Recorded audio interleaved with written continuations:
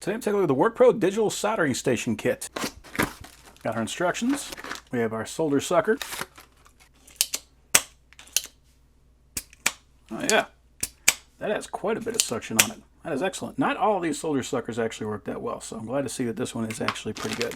We have our iron. It has a nice rubber grip right here. They did pre-install a chisel tip. These are pretty easy to replace. Let's pull that guy off and we can replace our tip. And we can also inspect our heating element. And we got a 6-pin cannon plug for that iron. So quite a bit into a soldering stand. So we got our brass tip cleaner, we have a sponge tip cleaner, and we got our holder. We got places to accommodate other tips. And it came with a fairly large spool of solder. So it says 2% flux, this is 63% tin, and this actually has lead in it. So this is 37% lead. So take that for what it is. And it comes with a bunch of extra tips. It does come with tweezers and ESD electrostatic discharge. So these are going to be good for soldering. Nice sharp point on there as well.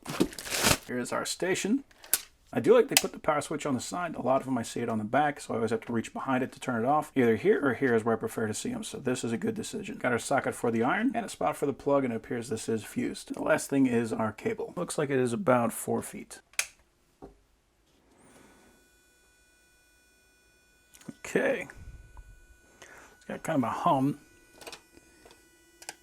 Okay, so the hum went away. So the hum, I think, is just to get it up to temperature. So it does heat up pretty quick. I'm not going to use the leaded solder. I'm going to use unleaded, but you can use whichever you prefer.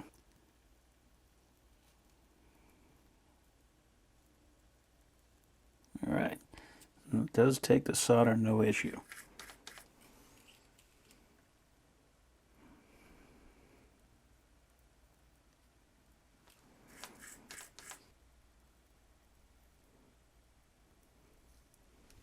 Okay. So if we want to adjust that, just press up to make it go up.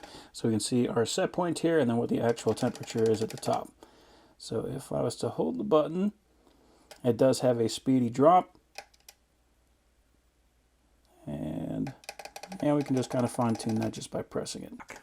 So the number 1 is a code, that is the startup temperature. So if we want this to start at 720, we can just set that to 720. I'm going to start it for 730. So that means every time I start this up, it should default to 730. Yep, and it did, so that's nice. Function 2 is a soldering iron compensation. So if you want to fine tune the temperature to make sure it is exactly where you want it, we can use that to do that. Number 3 is Celsius or Fahrenheit. I want this to be in Celsius. Just because for soldering, I understand that a little bit more. Then number 4 is the password. Number 5 is the sleep setting. So if we want this to shut off after 5 minutes, that's fine. And then 0 is exit. Fairly simple, just a matter of knowing what those numbers are. It is worth mentioning that the wire is not a silicone, it's more like a rubber. So what that means is it's not going to be quite as flexible. So especially if you have like a chisel tip in there or something like that and you want to hold it in a specific spot, if you let it go, it could spring back. Not a huge deal. The solution to that is just to hold on to it, but it is something worth noting.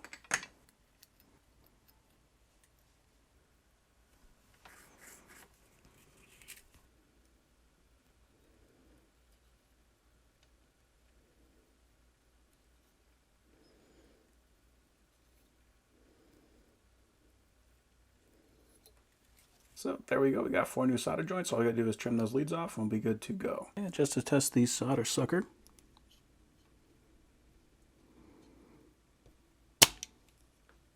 Yeah, it's not bad. I've never been a big fan of solder suckers, but as far as they go, that does clear a hole. So overall, that is a very nice kit.